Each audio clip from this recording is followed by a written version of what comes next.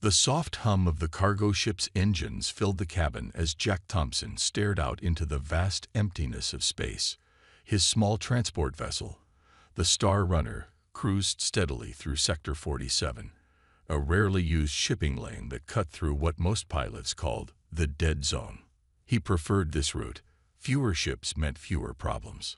"Another boring run," Jack muttered, running his hand through his graying hair. At 45, he had spent more than half his life hauling cargo through the stars. The quiet suited him just fine. The ship's eye, which he simply called computer, suddenly broke the silence. "Warning. Unknown signal detected. Bearing mark 227. Jack straightened in his chair, his experienced hands already moving across the control panel. "Source. Signal appears to be of distress beacon. Non-standard frequency. Non-human origin." That got his attention. Non-human meant alien, and alien meant trouble. The shipping company's regulations were crystal clear. No contact with unknown alien vessels. The penalties for breaking this rule could cost him his license. "Display signal strength," Jack commanded, his eyes narrowing at the readings that appeared on the screen. "Signal is weak and degrading. Estimated time until complete signal loss. 3 hours. Jack drummed his fingers on the armrest of his pilot's chair. The smart move would be to log it and move on. Let the authorities handle it. But something about the fading signal tugged at him. Someone could be dying out there. "Computer, calculate deviation time if we investigate." Course deviation would add approximately 40 minutes to total journey time. Fuel consumption within acceptable parameters. Jack leaned back, closing his eyes.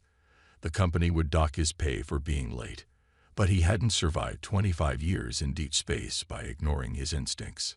"Plot an intercept course," he ordered. The ship's engines hummed louder as they changed direction. 20 minutes later, the Star Runner's floodlights illuminated a sight that made Jack's breath catch. The alien vessel hung motionless against the star-filled backdrop, its design unlike anything he had seen before. The ship was elegant, with sweeping curves that reminded him of a whale, but its hull showed no signs of damage. "Life signs?" Jack asked, already suiting up in his maintenance suit. "One extremely weak life sign detected, located in the central chamber. Warning. Boarding unknown vessels violates Company Policy Section 47B. Note in the log that I'm investigating a potential emergency situation," Jack replied, checking his suit's oxygen levels. "Keep the engines hot. If anything looks wrong, we bail." The airlock cycled, and Jack pushed off toward the alien ship. His magnetic boots clanked against its hull as he approached what appeared to be an entry port. To his surprise, it was unlocked. The interior lights still functioned, casting an eerie blue glow through the corridors. Jack moved cautiously, his helmet lights sweeping from side to side. The ship wasn't damaged, it was abandoned. Personal items were scattered everywhere, as if the crew had left in a hurry. "Computer, guide me to that life sign," he whispered. Following the eye's directions, Jack made his way deeper into the vessel. The central chamber turned out to be some sort of medical bay. Rows of suspended animation pods lined the walls, all empty except one. Through the frosted glass of the last pod, Jack could make out a small figure. The pod's control panel blinked red, indicating a critical power failure. 10 minutes of power remained, at most. "Computer, analyze the pod's occupant. Scan indicates juvenile female of unknown species. Current physical state consistent with suspended animation. Pod power failing. Revival necessary within 8 minutes to prevent brain death." Jack stared at the pod, his heart pounding. The right thing to do was call it in and wait for proper authorities. That was the safe choice, the legal choice. But as he looked at the small figure in the pod, he knew he couldn't wait. Someone had left this child here to die, and he was damned if he was going to let that happen. "Computer," he said, his fingers already working on the pod's controls. "Prepare medical bay for emergency recovery. We're about to have a guest." Jack's hands moved quickly over the pod's control panel. Years of working with different cargo containers had taught him that most systems followed similar patterns. He just hoped alien technology wasn't too different. "Computer, translate these symbols," he said, his voice tense. "Working. Basic controls identified. Red sequence initiates emergency revival. Warning. Pod power at critical levels." Sweat formed on Jack's forehead inside his helmet as he pressed the sequence of red symbols. The pod hummed to life, then made a concerning grinding sound. "Pod's backup power depleted. Emergency transfer required," computer announced. "How long does she have?" Jack asked, already unclipping the emergency power pack from his suit. 3 minutes until cellular damage begins." Jack connected his suit's power pack to the pod. It wasn't meant for this, but it would have to work. The pod's lights flickered, then stabilized. A new sequence of symbols appeared on the screen. "Revival sequence initiated," computer translated. "Recommend immediate transfer to ship's medical bay." The pod's glass cover slowly lifted, releasing a cloud of cold vapor. Jack got his first clear look at the alien girl. She was small, perhaps the size of a human 10-year-old.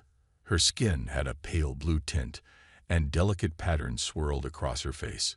2 small antennae curved back from her forehead. "Life signs dropping," computer warned. "Temperature critical." Jack didn't hesitate. He carefully lifted the girl from the pod. She was lighter than he expected, even in the low gravity. Her body felt cold through his suit's gloves. "Plotting fastest route back to ship," computer said, highlighting a path on Jack's helmet display. Jack moved as quickly as he dared through the abandoned vessel's corridors. The girl remained completely still in his arms, her chest barely moving. When he reached the airlock, he faced his first major challenge. "Computer, how do I transport her through space without a suit?" "Emergency pressure seal in your suit's storage compartment. Warning. Seal designed for mechanical components, not living beings. Success rate unknown." Jack pulled out the transparent emergency seal. It was meant for carrying damaged ship parts through space, but it would have to do. He carefully wrapped it around the girl, making sure her face was clear and the seal was tight. "Beginning airlock sequence," he announced. The next 30 seconds were the longest of Jack's life. He held the girl close as they moved through space back to his ship. The emergency seal held, but he could see her breathing becoming more shallow. Finally, they reached the Star Runner's airlock. As soon as they were inside, Jack rushed to the medical bay. "Prepare emergency revival protocols," he ordered, placing the girl on the medical bed. The ship's systems came to life, scanning the alien child. Unknown physiology detected. Basic life support possible. Attempting to maintain core temperature and oxygen levels. Jack removed his helmet, watching as the medical systems worked. Slowly, color seemed to return to the girl's face. Her breathing became more regular. Then her eyes opened. They were unlike any eyes Jack had seen. Deep purple with silver flecks that seemed to shimmer. She looked at him without fear, only curiosity. "Hey there," Jack said softly, trying to appear as non-threatening as possible. "You're safe now." The girl spoke, her voice musical but using words he couldn't understand. "Language unknown," computer reported, attempting to analyze basic patterns. The girl tried to sit up, but Jack gently kept her lying down. She didn't resist, but pointed to herself and said something that sounded like Eri. "Eri, is that your name?" Jack asked, pointing to her. She nodded. Apparently some gestures were universal. Then she looked around the medical bay, and her expression changed to one of confusion and concern. "She's asking about her people," computer translated, beginning to understand some of her language patterns. Jack's face darkened. How could he explain that her own people had left her to die? That she was found abandoned in a failing pod? Eri must have seen something in his expression. A single tear rolled down her cheek, leaving a slight shimmer on her blue skin. "You're not alone anymore," Jack said firmly, taking her small hand in his. "I promise." Over the next few hours, Jack watched as Eri grew stronger. The medical bed's readings showed her vital signs improving, though they were quite different from human norms. The girl hadn't let go of his hand since waking, as if afraid he might disappear. "Computer, how's the translation coming?" Jack asked, watching Ari examine the medical equipment with curious eyes. "Basic communication now possible. Warning: some concepts may not translate accurately." Ari looked up at the sound of the computer's voice and spoke. Her musical language filled the small medical bay. "She wishes to understand why she was in the cold sleep." Computer translated. Jack took a deep breath. He needed to be careful with his words. "Can you show us the logs from her ship?" he asked. The computer displayed the alien text it had downloaded. Ari's eyes widened as she read, her antennae drooping slowly. More tears appeared, but she wiped them away quickly. Ship logs indicate subject Ari was placed in suspended animation due to genetic anomaly. Computer translated. Her species terms it the Shining Curse, a rare mutation that appears in 1 in a million births. Jack frowned. What kind of mutation? Before computer could answer, Ari's skin began to glow softly. The patterns on her face lit up with a gentle blue light, spreading down her arms in beautiful swirling designs. The medical bay's lights flickered in response. "Fascinating," computer said. "She appears to generate and control electromagnetic fields naturally. This ability frightened her people." Jack watched in amazement as Ari made small arcs of energy dance between her fingers. She wasn't showing off. Her expression was sad, almost ashamed. "They feared what they didn't understand," Jack said softly. "So they tried to get rid of you." Ari nodded, the glow fading. She spoke again, her voice trembling. "She says her family agreed with the council's decision." Computer translated. "They believed she would bring shame to their bloodline. The law demanded she be removed to maintain genetic purity." Jack felt anger building in his chest. How could anyone abandon their child like this? He squeezed Ari's hand gently, and she looked up at him. "Computer, translate this exactly," he said. "Ari, where I come from, Earth, we believe every life has value. What makes you different isn't a curse, it's what makes you special." As computer translated, Ari's antennae perked up slightly. She spoke again, this time with more energy. "She asks if humans have powers like hers." Computer translated. Jack chuckled. "No, we don't. But we don't fear those who are different. We learn from them." Suddenly, the ship's alarm system activated. "Warning: long-range sensors detect 3 vessels entering the sector. Design matches Ari's ship." The girl's face went pale, her glow completely vanishing. She gripped Jack's hand tighter and spoke rapidly. "She says they are purifiers." Computer translated. "They track down and eliminate genetic anomalies to protect their species' purity. They must have detected the pod's revival sequence." Jack stood up, his jaw set firmly. "Well, they're not getting you," he said. "Computer, power up the engines. Plot a course for the Callisto trading post. Alert: changing course with passenger aboard violates multiple regulations. Override. Authorization Thompson 7 Alpha," Jack said firmly. "And register Ari as a refugee seeking asylum. That should keep things legal."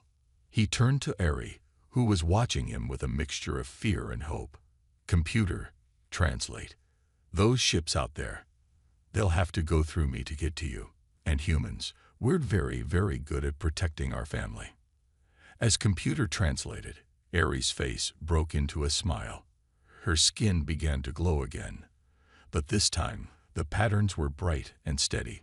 She stood up from the medical bed, wobbling slightly, and wrapped her arms around Jack's waist in a tight hug. The ship's engines hummed to life as Jack hugged her back. He knew he was probably going to lose his job over this, but looking down at the alien child who trusted him with her life, he couldn't bring himself to care. "Computer," he said, "let's show them how fast this old cargo ship can really go." The Star Runner's engines roared as Jack pushed them beyond their usual limits. Behind them, the 3 purifier ships closed in, their sleek forms cutting through space like silver arrows. Their ships are faster, computer reported. Intercept in 17 minutes at current speed. Jack looked at Ari, who sat in the co-pilot's seat, her eyes fixed on the pursuing vessels. Her skin had taken on a pale, almost white glow of fear. Computer, what's between us and the Callisto trading post? Jack asked, his mind racing through possibilities. The Fuller asteroid belt lies ahead. Warning: navigating through asteroids at high speed is not recommended. A slight smile crossed Jack's weathered face. Perfect. That's exactly what we need. Ari spoke quickly, her antennae twitching in alarm as computer translated. She says their ships are designed for pursuit in open space. They will not risk damage by following us through asteroids. Then they don't know much about human pilots, Jack replied, adjusting their course. Computer, transfer all power from weapons to shields and engines. The asteroid belt loomed ahead of them, a chaotic mass of spinning rocks ranging from the size of cars to small moons. Most pilots took the long way around.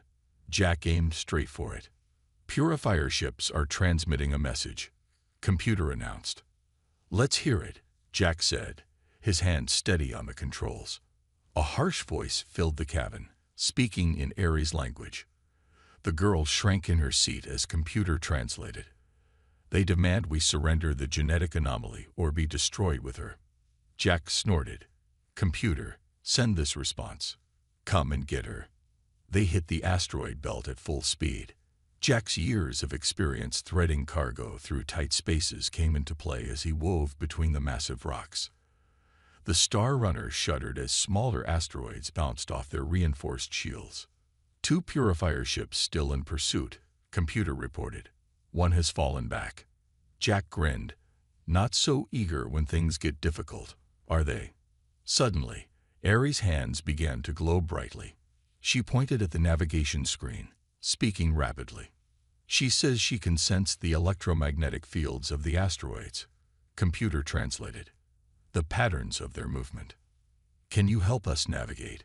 Jack asked, watching as energy crackled around her antennae. Ari nodded. Her eyes began to glow with the same purple light as the patterns on her skin. She raised her hands, and the navigation display changed, showing paths Jack's instruments hadn't detected. Remarkable, computer said. She's mapping the gravitational flows between asteroids. This is far more accurate than standard sensors. Jack didn't waste time being amazed. He followed Ari's guidance, threading the Star Runner through gaps that seemed impossibly small. Behind them, one of the pursuing ships clipped an asteroid and spun away, its engines flickering. 1 purifier ship remaining, computer announced. But they're still gaining. Jack saw a cluster of massive asteroids ahead, spinning around each other in a deadly dance. Most pilots would never go near such a formation. Ari pointed at a spot between the spinning rocks, her voice urgent. She says there's a safe passage, but it will only be open for 2.3 seconds. Computer translated. Time to intercept, Jack asked. Purifier ship will reach us in 50 seconds. Jack took a deep breath. Ari, I'm trusting you. Guide us in. The girl's glow intensified. Her hands moved like she was conducting an orchestra, tracking the movement of the asteroids. Jack followed her directions, pushing the Star Runner's engines to their limit. They shot toward what looked like solid rock. Jack's instincts screamed at him to pull up, but he kept their course steady. At the last second, the asteroid shifted, revealing a gap barely wider than their ship. The Star Runner screamed through the opening just as it began to close. Behind them, they heard the distant rumble of an explosion. Purifier ship attempted to follow, computer reported. They did not time it correctly. Their vessel has been destroyed. Ari's glow faded, and she slumped in her chair, exhausted but smiling. Jack reached over and squeezed her shoulder. That's what they get for underestimating us, he said. Both of us. The Star Runner emerged from the asteroid belt, its hull scratched but intact. Ahead lay open space and the safety of the trading post. Behind them, The wreckage of the purifier ships served as a testament to what happened when the hunters became the hunted. 3 days after their escape through the asteroid belt, the Star Runner cruised at a more relaxed pace. Jack had decided to take a longer route to the Callisto trading post, giving them time to recover and letting any remaining pursuit fall behind. He found Eri in the cargo hold, sitting cross-legged between the shipping containers. Her hands moved gracefully through the air as small arcs of energy danced between her fingers. She wasn't afraid to use her abilities anymore. Getting better at controlling it? Jack asked, sitting down beside her. Eri nodded enthusiastically. Much better, she said through computer's translation system, which now worked smoothly after learning more of her language. The fear made it harder before. Now it feels natural. Jack watched as she created complex patterns of light in the air. On Earth, we have a saying, "What makes you different makes you special." Eri absorbed this, her antennae twitching thoughtfully. My people say difference brings chaos. They believe perfect order comes from perfect sameness. Her patterns flickered sadly.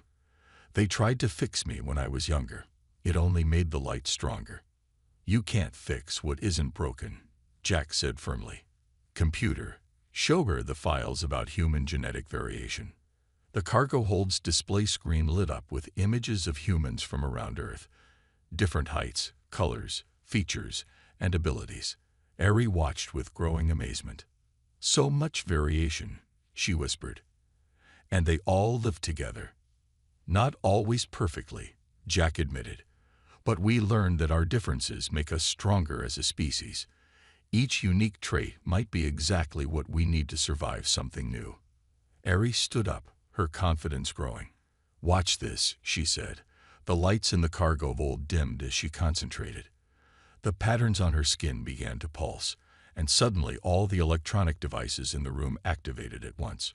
Cargo manifests appeared on screens, lights danced in sequence, and even the small cleaning robot whirred to life. Impressive, Jack said, genuinely amazed. You're not just generating energy, you're controlling it. I can feel the patterns of energy, Eri explained, letting everything return to normal. Like music, but with light and power instead of sound. She paused, looking down. My family said it was dangerous, that I would hurt someone. Jack shook his head. They were wrong. You just saved both our lives in that asteroid field, remember? Your ability let you see paths no normal sensors could detect. A small alarm beeped from the ship's system. Meal preparation complete, computer announced. Come on, Jack said, standing up. I want to show you something else humans are good at. Cooking. In the small kitchen area, Jack had prepared 2 bowls of his favorite space travel meal. Synthesized chicken soup. He'd checked with computer to make sure it was safe for Eri's biology. Eri sniffed the soup curiously, her antennae moving forward to sense it better. Her first taste made her eyes widen. This has so many different flavors, she exclaimed.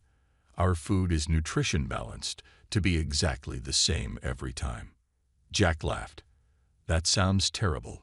Humans like variety in everything. Food, music, art, people. Life would be boring otherwise. As they ate, Eri grew quiet, thinking. Finally, she spoke softly. What will happen when we reach the trading post? Well, Jack said, having thought about this a lot. First, we'll file for refugee status for you. Humans have laws protecting people who are persecuted for being different. He stirred his soup, and then, if you want, I'd like to apply to be your guardian. Eri's skin lit up brighter than he'd ever seen, her pattern swirling with joy. You mean, like a father? Exactly like a father, Jack said. Though I should warn you, I know nothing about raising kids, human or alien. Eri jumped up and hugged him, nearly knocking over their soup bowls. You saved my life, she said. You showed me I'm not wrong or broken. You're already being a father. Jack hugged her back, surprised by how natural it felt. The company would probably fire him for this whole incident, but looking at the happy alien girl who was somehow becoming his daughter, he knew he'd made the right choice. Sometimes, he thought, the best families were the ones you found among the stars. The Callisto trading post appeared in their viewport, a massive space station that looked like a shining wheel spinning slowly in space. Hundreds of ships from different species docked at its many ports, making it one of the busiest neutral zones in this sector. Multiple ships approaching. Computer announced as they neared the station. 5 vessels of purifier design detected. Jack's hands tightened on the controls. They're persistent, I'll give them that. Ari stood behind his chair, her skin glowing with a mix of fear and determination. They won't stop, she said quietly. The Council believes my existence threatens their perfect order. Well, they're about to learn about human stubbornness, Jack replied. He opened a channel to the station. Callisto Control, this is Earth cargo vessel Star Runner, requesting emergency docking and immediate asylum protection. A gruff voice responded. Star Runner, this is Callisto Control. State the nature of your asylum request.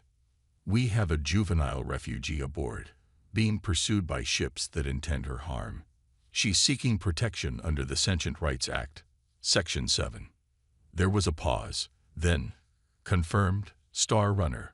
Proceed to Emergency Dock 14. Station defenses are now tracking your pursuit vessels. The purifier ships formed a blockade between them and the station. A new voice cut through their communications, cold and commanding. Return the genetic anomaly, it said in perfectly translated English. This is an internal matter of our species. The station has no authority here. Jack was about to respond when Ari stepped forward. Her voice shook slightly, but she spoke clearly. I am not your property. I claim the right of sanctuary. The patterns on her skin pulsed with bright light as she accessed the ship's communication systems. Suddenly, every screen on the station and nearby ships lit up with images. Recordings from her abandoned ship showing how they had left her to die. Logs detailing their purification protocols, evidence of their crimes against their own children. By the stars, the Callisto controller breathed. They're broadcasting this to every ship in range. The purifier ships began to move forward. This violation cannot be allowed, their commander stated. If the station protects her, it will be considered an act of war. Funny thing about humans, Jack said, his voice hard. We don't respond well to threats. He opened a general broadcast channel. This is Jack Thompson of Earth. I'm carrying a child who was abandoned to die because she was born different. Anyone who believes in protecting the innocent, now would be a good time to show it. For a moment, there was silence. Then ships began to move. A massive Earth freighter pulled alongside the Star Runner. Then, a Centaurian medical vessel. A Rigelian destroyer.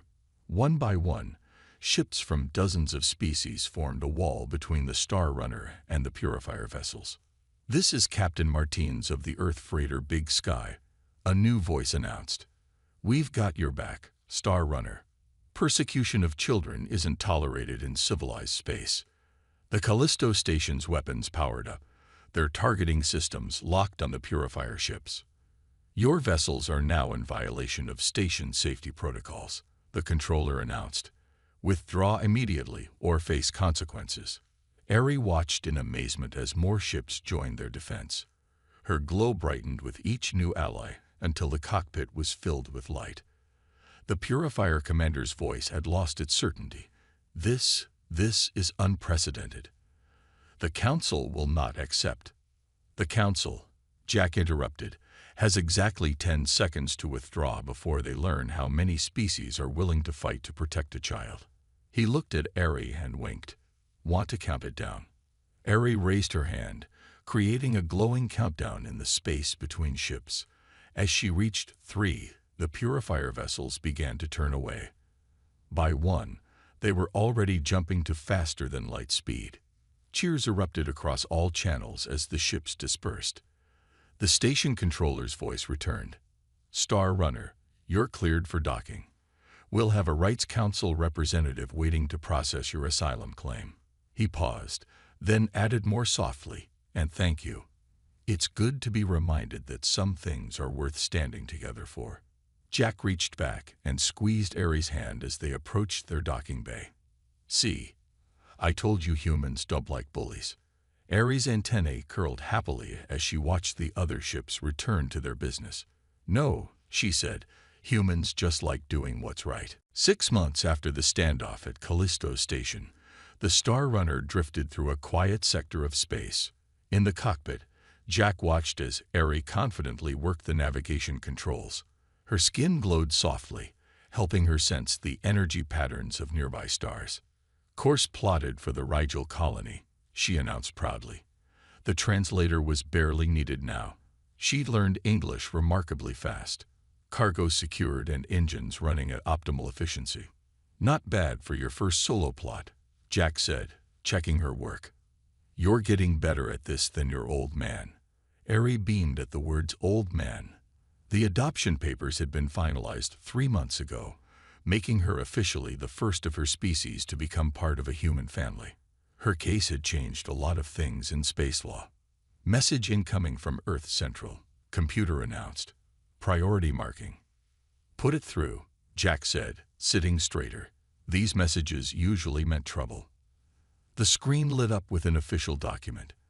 As Jack read it, his serious expression broke into a smile. "What is it?" Aries asked, her antennae twitching with curiosity. "Remember those broadcasts you made at Callisto, showing how your people treated children who were different?" Jack turned the screen so she could see. The Galactic Council just passed the Aries Protocol. New laws protecting genetic minorities across all species. "You started something big, kiddo." Aries' patterns swirled with emotion. "Does this mean others like me won't be abandoned?" "Not anymore. And there's more." Jack scrolled down. "Your people's council has been forced to change their laws. They're allowing those with genetic variations to live freely. Some are even celebrating these differences now. All because one human wouldn't leave a child to die," computer added, having developed quite a personality after months of translating for Aries. Jack shrugged. "I just did what any decent person would do. You did the hard part, facing your fears and standing up to them." A small alert blinked on their navigation screen. Aries focused on it, her antennae moving forward. "There's a ship ahead," she said. "Similar design to." Her voice trailed off. Jack saw it too. A ship of her people, but not a purifier vessel.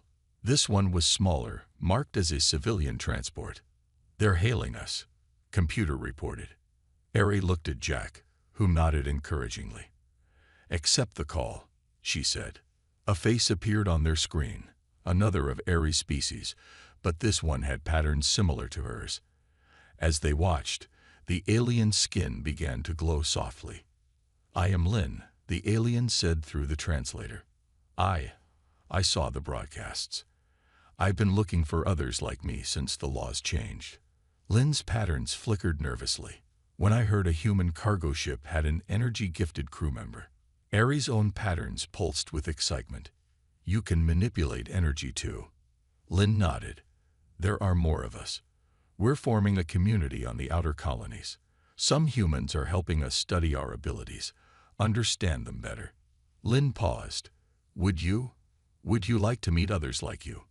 Aries turned to Jack, her expression torn between excitement and worry. He smiled warmly. "The Rigel colony can wait," he said. "Family comes first, even newly discovered family." Aries hugged him tightly, her joy making her glow light up the entire cockpit. She turned back to the screen. "We'd love to visit, my father and I both." As they adjusted their course to follow Lynn's ship, Jack watched Aries practically bouncing with excitement as she talked with someone who shared her gift. She had grown so much from the frightened girl he'd found in that pod. "Computer," he said quietly, "record personal log. Sometimes the best things in life come from breaking all the rules. And sometimes the greatest adventures start with a simple choice to do what's right, even if it costs you your job." Computer asked, reminding him of his early fears. Jack looked at his daughter, her patterns glowing with happiness as she learned about others like her. "Some things are worth more than a job," he said. "Some things are priceless." The Star Runner turned toward the outer colonies, carrying its small but perfect family toward whatever new adventures awaited them among the stars.